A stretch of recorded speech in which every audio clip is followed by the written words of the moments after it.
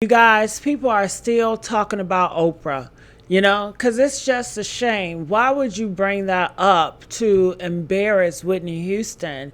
It's almost like is a puppet for the white people, the white industry, the white elites. Oprah seems like she always want to be down with white elites and white people, and she feels like she has to harm her own black artists like Whitney Houston after death to distract us from Clive Davis, to bring attention on her to shame Whitney Houston. That's what it's given. But I came across this video. I think that you guys will like it and enjoy it. And I wanted to get your feedback on this. I wanted you guys to comment. So that's why I'm going to bring it to you guys. And I want to know your thoughts about it. Please comment. I want to know. And I just want to say thank you all from the bottom of my heart for liking and sharing and subscribing to this YouTube channel. It means the world. All right. So let's see what's going on. The amazing thing that happened, I had such trust from the Oprah show audience that Whitney did, I think it was her last show with us, and she had gone back on drugs. The first interview I did with her when we'd gone behind stage, I asked her about her attention. She was clean. But the day she came to my show then to perform in front of the audience, she was not. And she fell off of the stage. So Oprah really went to the Cannes Lions Festival, took the stage, and decided that almost 15 years after the legendary Whitney Houston passed away, it was the perfect time to drop a massive bombshell about Whitney's 2009 appearance on the Oprah Winfrey Show, claiming that Whitney had relapsed, showed up high as a kite to the show, and literally fell off the stage before her performance. Then she literally tried to frame herself as the ultimate savior, bragging about how she begged the studio audience not to leak the footage or photos to protect Whitney's life. I knew that if that story got up, that she fell off the stage, that she would be destroyed by that. And so even though the audience was there and the audience had cameras, I begged them not to put those pictures in because it would ruin her life, and they did not.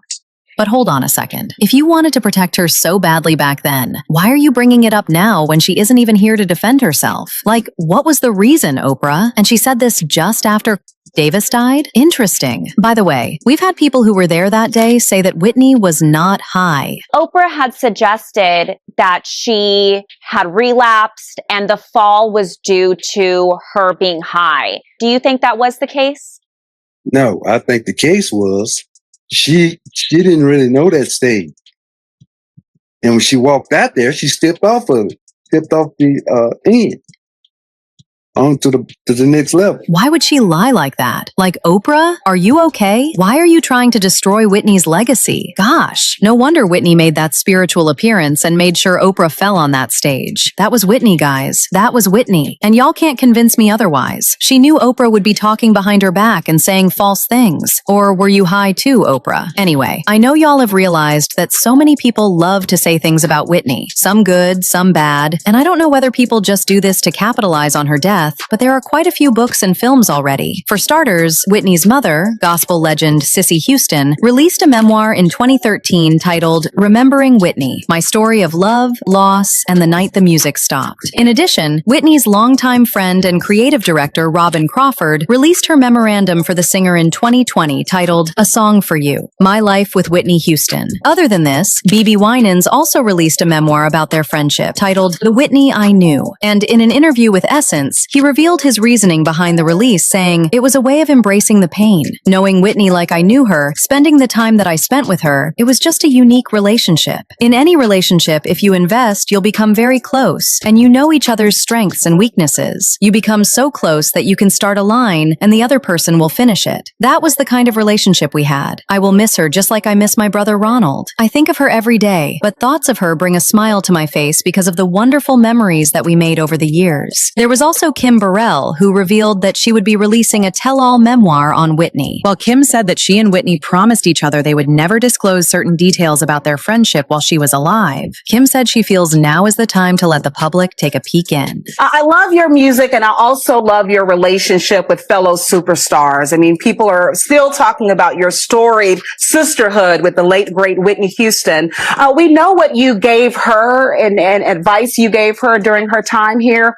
What message of love and life did she give you, Kim? Oh my God, it is countless. I'm glad you mentioned it because I am finally getting that out.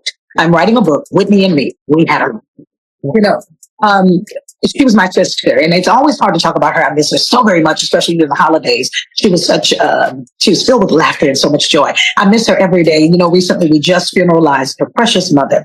And the only reason, you guys, that I am able to release this book. Honey, even Whitney's former bodyguard revealed that he would be releasing a tell-all about Whitney. David Roberts, on whom the 1992 movie The Bodyguard was loosely based, opened up about his time protecting Whitney ahead of the release of his book, and even said that there was one evening when Whitney rested her head on his shoulder, and he was tempted to give up everything to change the nature of their relationship. While speaking to the Daily Mail, David also said that Whitney slipped him a note, which he cherishes to date. He said, "It was on a post-it note, and she pushed it under the door of my room at the Regency Hotel in Hong Kong in 1988. I still have it. It's rather faded with time, but still precious to me." I'm not sure what's with Whitney and handing people notes, but basically, there have been just a bunch of different angles about Whitney's life. Mostly, it's just been about her legacy and her impact. But the way Oprah talked about Whitney was honestly distasteful. First, people are dragging Oprah across every social media platform, calling her out as the ultimate opportunist, and saying that her revealing that information about Whitney feels incredibly messy and exploitative. Why wait until 2026 to air out this supposed dirty laundry? Is this just a classic case of using a late icon's trauma for a viral keynote moment? How is trashing a dead woman's legacy creative inspiration for a festival? Well, Whitney's estate, led by Pat Houston, did not let this slide, and they immediately shut Oprah's narrative down, calling Oprah's claims inaccurate and unfair. They pointed out how disgusting it is to attach Whitney's past addiction battles to every single thing she did, reminding everyone that what the audience actually saw that day was the product of pure discipline, immense talent, and commitment. Did Whitney fall? Yes, she did. But here is the real reason, according to Whitney's longtime personal bodyguard, Ray Watson. It was due to the darkness of the area and her unfamiliarity with the stage. And he also said that Whitney was absolutely not high. In fact, Ray Watson added that Whitney wasn't embarrassed at all. She actually just laughed it off as a clumsy mistake, and he would have tripped there too. She was coming toward the front of the stage, and it's a drop off, and it's sort of like a dark spot there. So when she got to the edge, I think somebody told her, "Watch, be careful, watch it." And then she went down. But so we got to her, but she got up.